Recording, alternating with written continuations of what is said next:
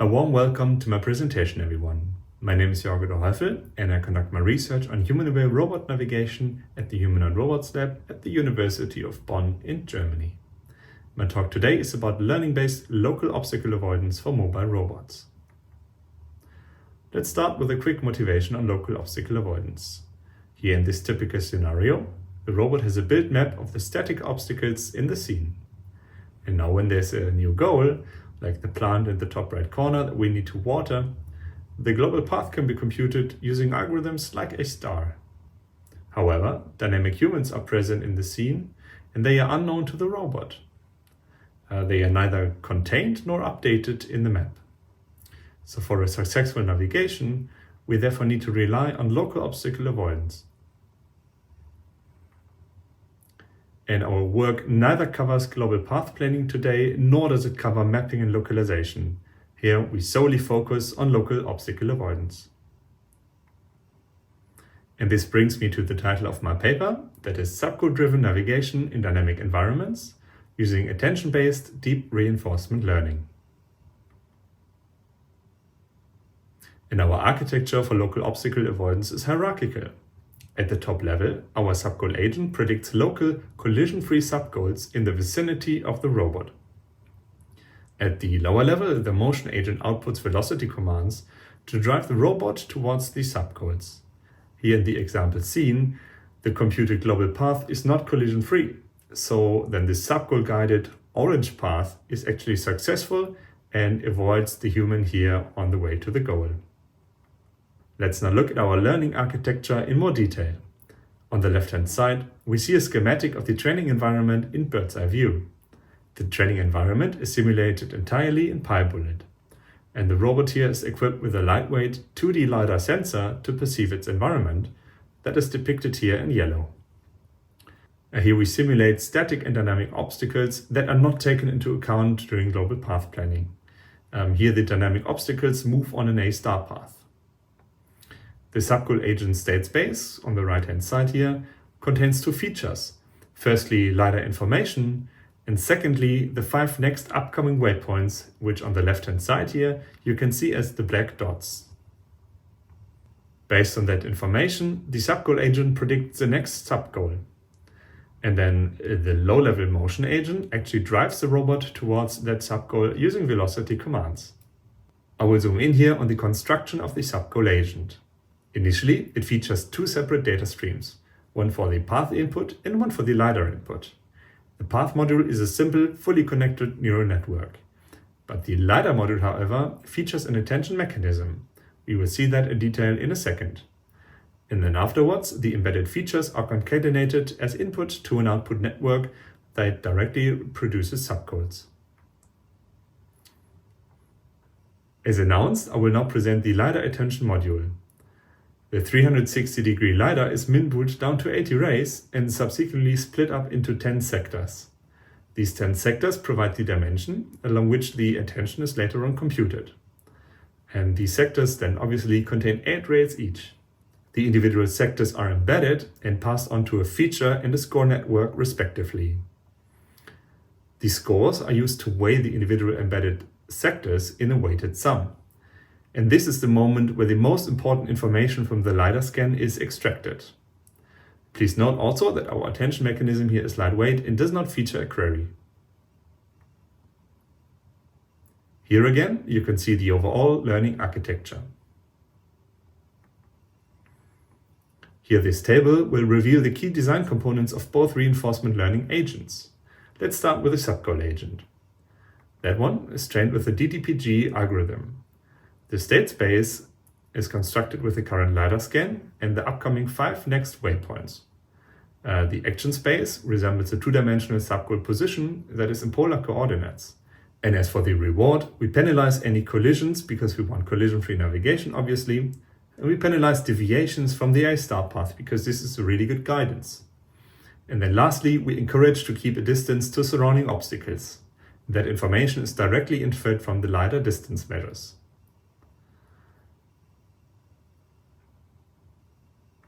The motion agent is trained with TT3, and in its state space contains the last action and then obviously the current subgoal position which it needs to pursue.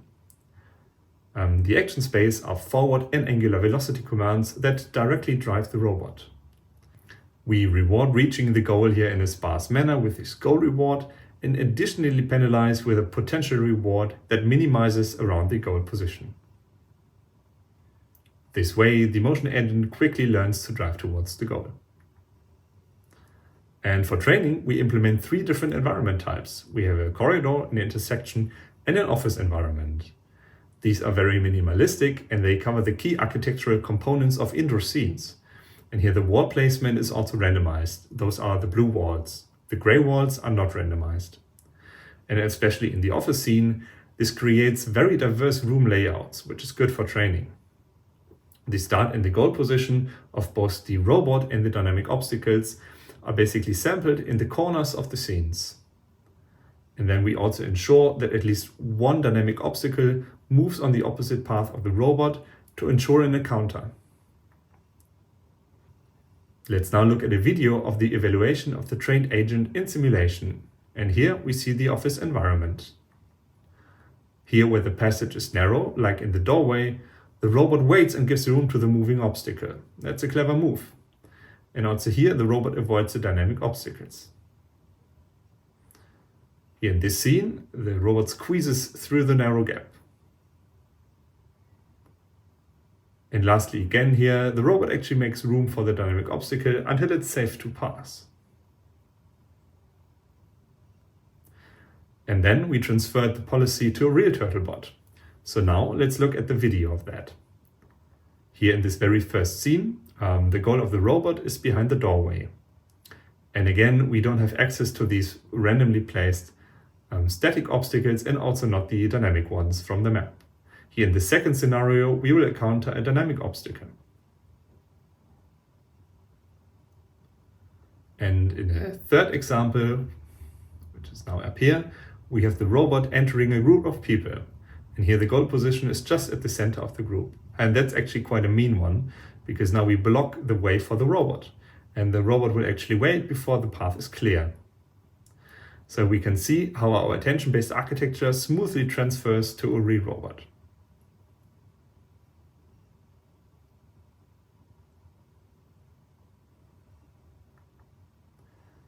Here, the quantitative evaluation of the policy is shown. We have tested the policy in 1000 episodes with 2 dynamic and 1 static obstacle. Our flagship approach here achieves a success rate of 90.7%. And in our baseline comparison, we adopt the feature extraction pipeline of a related publication. And that features a convolutional neural network to process the Lidar instead of our attention-based architecture. And furthermore, another key design contribution of our work is that we actually replan the A-star path every 3 subgoal predictions. And together, the replanning and then the attention mechanism, we achieve the best success rate and outperform both the ablation and the baseline approaches.